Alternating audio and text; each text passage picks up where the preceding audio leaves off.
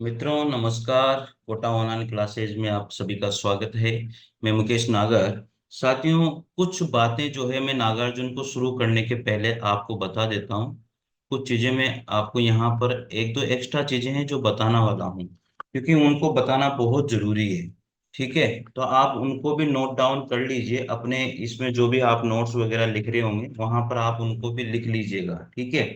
एक तो सबसे मूल बात यह है कि प्रगतिवाद की जो विरोधी पत्रिका थी, आप यहीं पर मैं लिख रहा हूं तो नोट कर लीजिएगा आपने उसमें, कि जो प्रगतिवाद जो रहा है, प्रगतिवाद की विरोधी पत्रिका, प्रगतिवाद की विरोधी पत्रिका, इसको इसने इस पत्रिका ने जो है ना विरोध किया था प्रगतिवाद का, वो थी विशाल भारत। क्या नाम था उसका? विशाल भारत, ये पत्रिका रही थी साथियों। तो आप ये भी लिख लीजिएगा कि प्रगतिवाद की जो विरोधी पत्रिका थी वो कौन सी थी? विशाल भारत थी। साथियों, एक प्रश्न और बहुत बार पूछा जाता है कि प्रलेश जवाब में, यहां पर लिख लीजिएगा प्रलेश जवाब में, जवाब में ये क्वेश्चन पूछा गया था। देखिए मैं आपको बता देता हूं।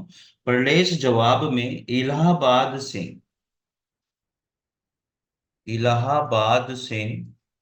इलाहाबाद से परिमल, कौन सी संस्था? परिमल, परिमल नामक, परिमल नामक संस्था, परिमल नामक संस्था 10 दिसंबर, 10 दिसंबर 1944, 1944 में बनी, में बनी। ठीक है। जो कि नए लेखकों की संस्था थी, जो कि नए लेखकों की संस्था थी। तो मित्रों मैं आपको बता देता हूं, इसमें क्वेश्चन देखो उसने कैसे पूछा था। उसने पूछा था कि परिमल जो संस्था है, प्रयोग इसमें जो बनी है प्रगतिवाद में, जो परिमल संस्था है वो किससे संबंधित है? तो यहाँ पर ये बात आनी चाहिए थी, लेखकों की संस्था है, यानी कि नए लेखकों की क्या है, ये एक संस्था है। ऑप्शन में दिया हुआ था साथियों, ये बहुत तगड़ा प्रश्न था और बहुत अच्छा प्रश्न रहा है, इसलिए आप इसको थोड़ा ध्यान रख लीजिएगा। प्रगतिवाद की विरोधी पत्रिका थी विशाल भारत, और जो प्रगतिवाद है उसके जवाब में इलाहाबाद से एक परिमल नामक संस्था की स्थापना हुई 10 दिसंबर 1944 को। और ये जो परिमल संस्था है वो नए लेखकों की संस्था थी। ये इस तरह से आपको थोड़ा सा ध्यान रख लेना है। एक क्वेश्चन मेरे जहन में और था जो भी मैं आपको बता देता हूँ। प्रगतिवादी जो काव्यधारा है उसके प्रवर्तक कवि और प्रगतिवादी काव्यधारा के प्रतिनिधि कवि। तो साथियों, जो प्रतिनिधि कवि हैं वो नागार्जुन है। ठीक है, नागार्जुन है। और नागार्जुन केंद्रीय विद्यालय में डीएसएसबी टीजीटी टीजीटी में, चाहे RPSC first grade second grade हो, या राजस्थान में या पूरे इंडिया में कहीं भी कोई भी एग्जाम होता है और वहां पर हिंदी साहित्य का इतिहास आता है, मेरे साथियों मैं दिल से बता रहा हूँ आप लोगों को, ये जो नोट्स हैं इनसे एक भी क्वेश्चन बाहर नहीं जाएगा। मैं आपको मन से दिल से बता रहा हूँ, इस बात को आप थोड़ा सा ध्यान रख लीजिएगा कि ये मेरे मन की आहट है। प्लीज आप पढ़ लीजिएगा, क्योंकि इतने तगड़े नोट्स हैं साथियों, बहुत तगड़े। साथियों, जिसको भी नोट्स मंगवाने हैं तो डिस्क्रिप्शन में लिंक है, व्हाट्सएप का लिंक है, वहां जाकर के आप मुझे मैसेज कर सकते हो, ये नोट्स उसे मिल जाएगा। आपके लिए ये नोट्स जो है उपलब्ध है। ठीक है साथियों, देखिएगा नागार्जुन, जो नागार्जुन का जन्म है साथियों, वो नागार्जुन का जन्म और नागार्जुन की मृत्यु दोनों ही आपको याद होनी चाहिए। तो नागार्जुन का जन्म है और नागार्जुन की जो मृत्यु है वो दोनों आपको याद होनी चाहिए। नागार्जुन का जन्म कब हुआ था साथियों? 1911 में हुआ था। ये भी अनेक बार पूछा गया है। 30 जून 1911 में नागार्जुन का जन्म हुआ और नागार्जुन की मृत्यु जो हुई थी वो 1998 में हुई थी। 5 नवंबर 1998 में नागार्जुन की मृत्यु हुई। तो याद रख लीजिएगा, नागार्जुन की जो जन्म हुआ है वो 1911 में, 30 जून 1911 में हुआ है। और नागार्जुन की जो मृत्यु है वो 5 नवंबर 1998 में हुई है। अब जन्म स्थान के बारे में हम बात करेंगे। तो बिहार का एक दरभंगा जिला है, वहां का तरुणी नामक एक गांव है साथियों। बिहार में एक दरभंगा जिला है और तरुणी नामक एक गांव है, वहां पर इनका जन्म हुआ था मेरे मित्रों। ठीक है। इसको तरुणी भी कहते हैं और तरोनी भी कहते हैं। क्या कहते हैं इसको? तरोनी भी कहते हैं। ठीक है, थोड़ा सा ये ध्यान आपको रख लेना है। ठीक है। अब इसका जो मूल नाम है, यानी कि जो मूल नाम था वो था वेदनाथ मिश्र। तो ये भी आपको याद रखना है, अच्छे से याद कर लेना भाई। जो नागार्जुन है उनका मूल नाम क्या था? वेदनाथ मिश्र था। वेदनाथ मिश्र। ठीक है। बहुत सारे साथी कहते हैं सर आप धीरे पढ़ाते हो। अरे भैया, इनको धीरे पढ़ाना है, बहुत जरूरी है, क्योंकि एक एक बात आपके जहन में बैठनी चाहिए। और बहुत साथी मेरे से जुड़े हुए हैं, वो पढ़ रहे हैं लगातार। यार देखो, मैं तो ऐसे पढ़ाऊंगा, अब आपको पढ़ना है तो पढ़ लीजिए, नहीं पढ़ना है तो आपकी मर्जी साहब, ये तो मैं कह नहीं सकता। किसी को अच्छा लगता है, किसी को बुरा लगता है। साथियों, अगर आपको अच्छा लगे, मेरी मेहनत में दम है, तो निश्चित रूप से लाइक और सब्सक्राइब कर देना यार। ठीक है। और लोगों को जरूर बताएं, लोगों को जोड़ें, ये मैं आपसे रिक्वेस्ट करता हूँ। चलिए देखिए आगे।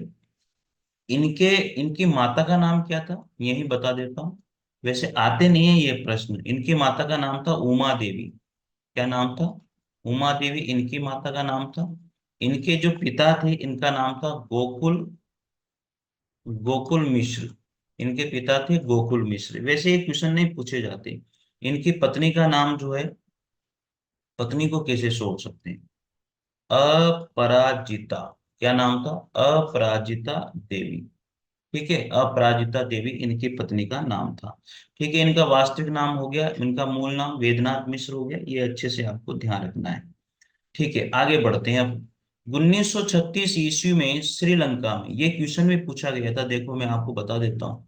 1936 ईस्वी में श्रीलंका में बौद्ध धर्म की दीक्षा लेने एवं बौद्ध भिक्षु बन जाने पर इनका नाम क्या पड़ गया था? नागार्जुन पड़ा था।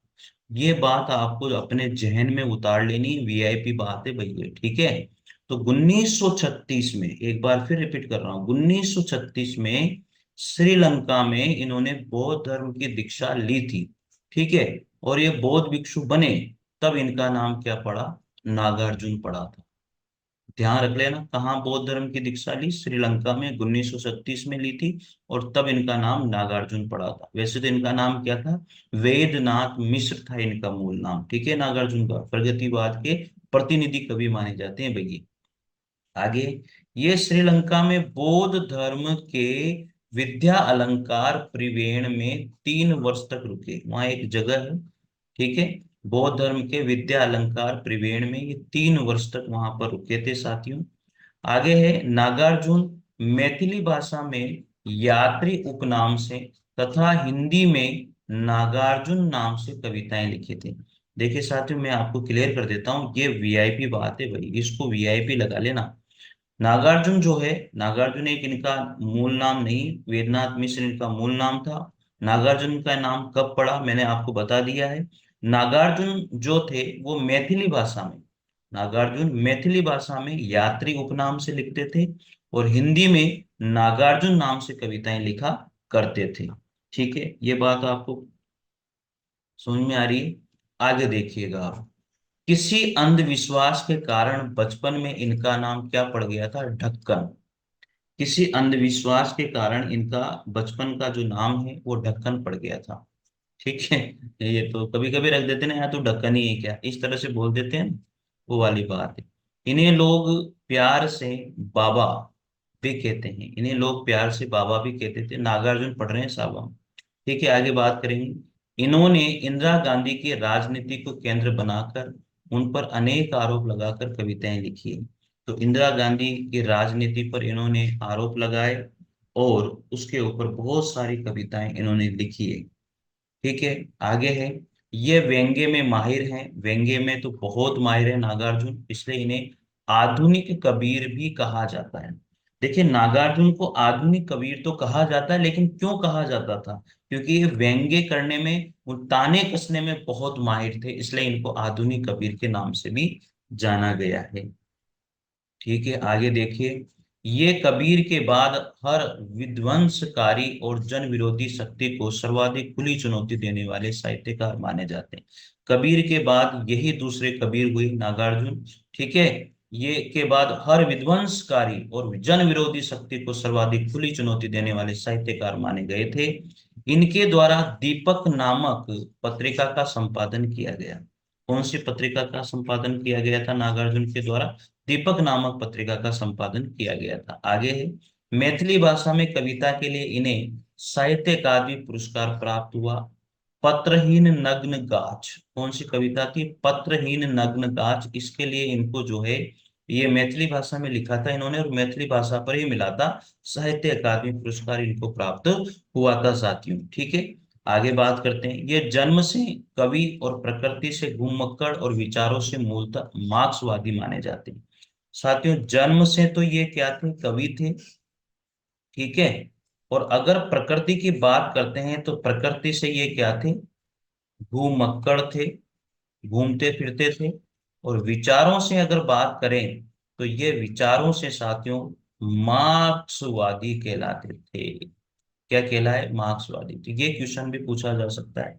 नागार्जुन जन्म से कवि थे, प्रकृति के अनुसार घुमक्कड़ थे और विचारों के अनुसार मार्क्सवादी थे। तो ये बात भी आप लोग थोड़ा सा ध्यान रख लीजिएगा।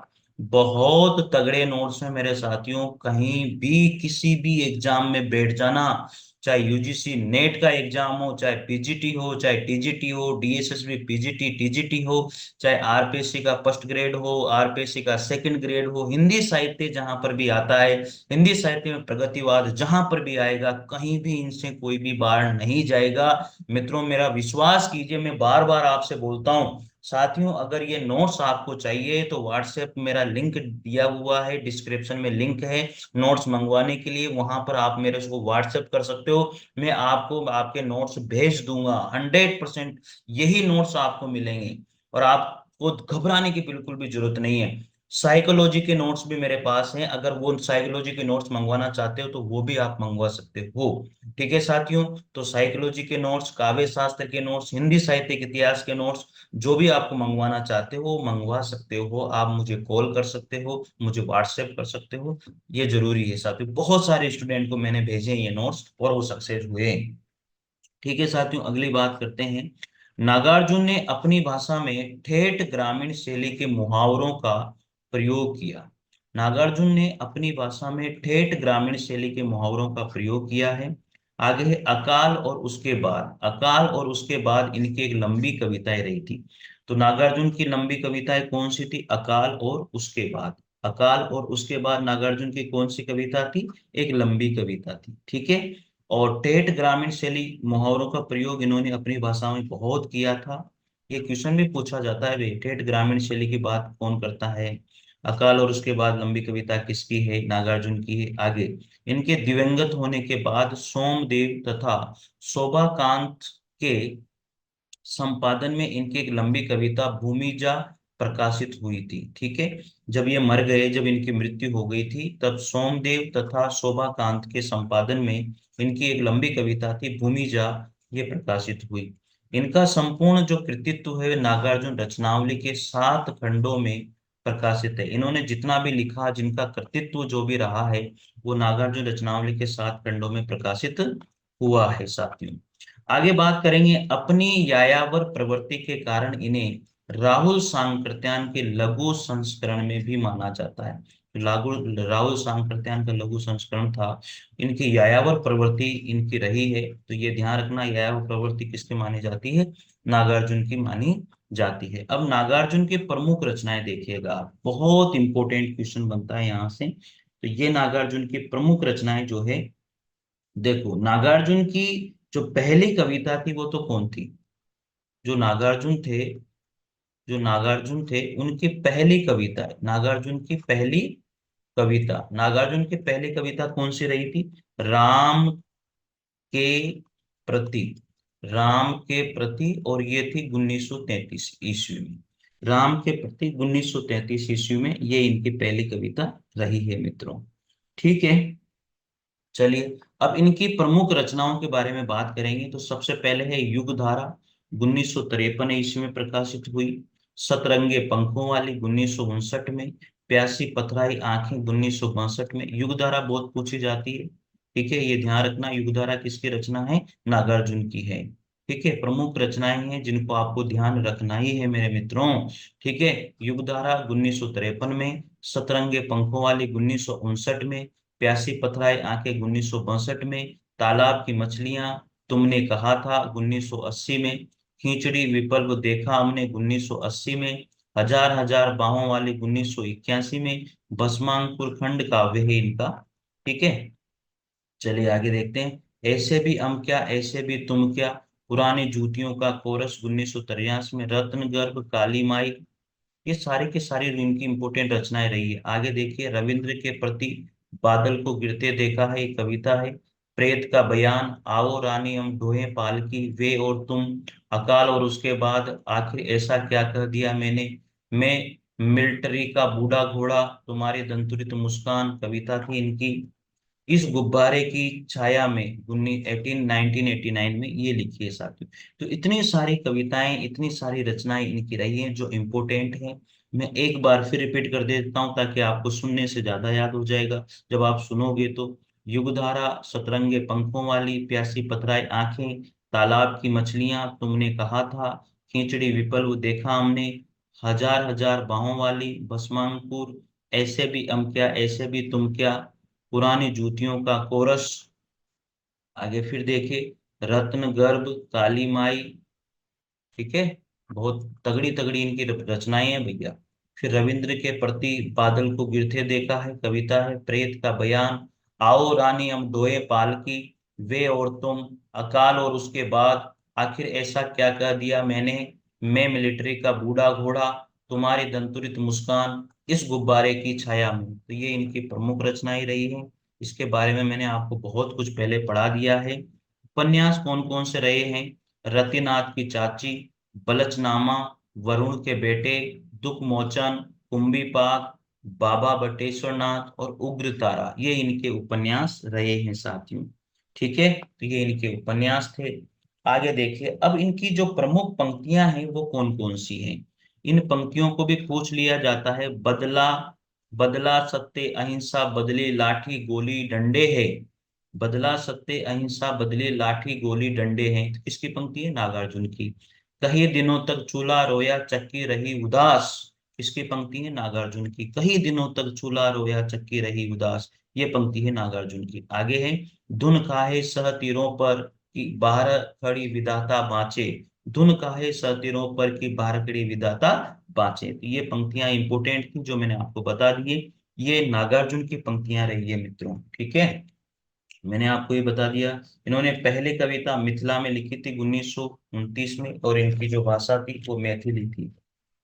तो इनके उपन्यास के बारे में भी मैंने आपको बता दिया। रतिनाथ की चाची के ऊपर बहुत सारा क्वेश्चन पूछा जाता है।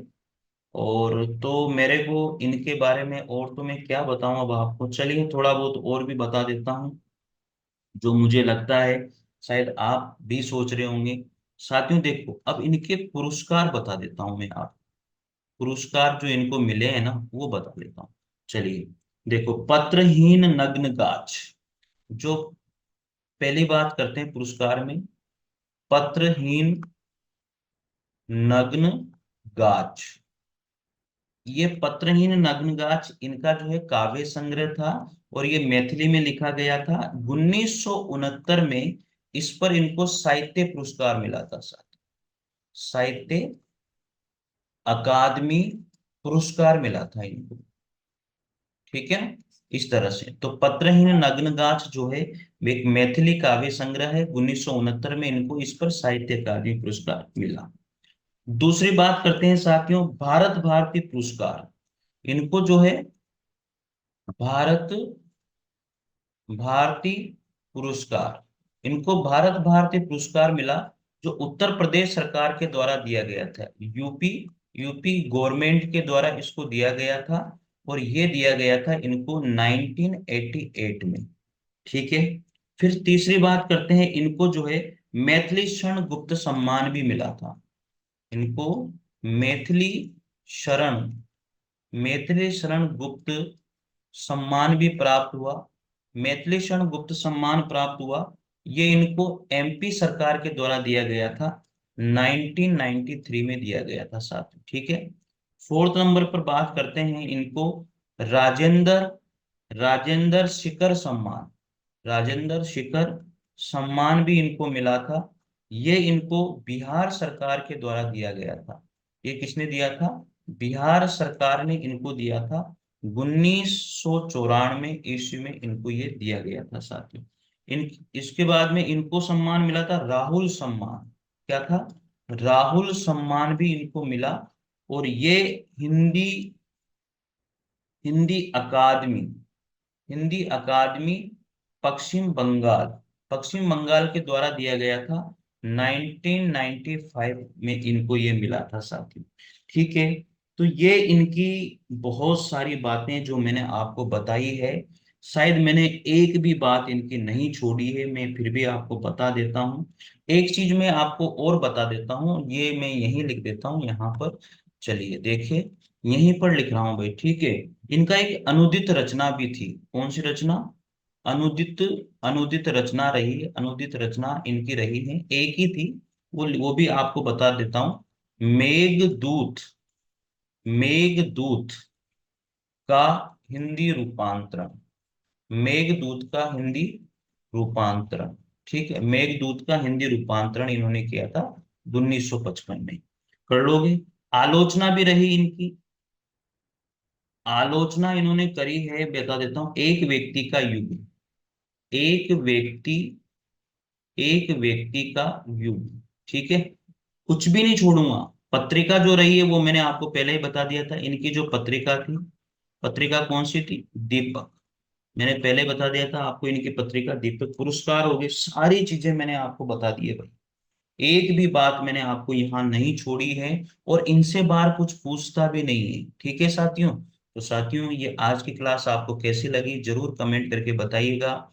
और भी स्टूडेंट को जरूर बताइएगा साथियों। मिलते हैं अगले वीडियो के साथ। अगर किसी को नोट्स मंगवाने हैं तो डिस्क्रिप्शन में लिंक दिया हुआ है, वहां से मंगवा सकते हैं। साइकोलॉजी के, काव्य शास्त्र के, हिंदी साहित्य के, इतिहास के, पाश्चात्य काव्य शास्त्र के, जिसके भी मंगवाने हैं, चाहे पीजीटी, टीजीटी, डीएसबी, आरपीएससी, किसी के भी नोट्स से साथियों आपको ये मिल जाएंगे। ये नोट्स सब जगह काम आते हैं साथियों। अच्छा लगे तो जरूर कमेंट करना, और चैनल को जरूर सब्सक्राइब करना मेरे साथियों मित्रों। इससे बाहर कुछ नहीं जाएगा, बस मेरा विश्वास करके पढ़ते रहिए साथियों। मिलते हैं, थैंक यू, धन्यवाद।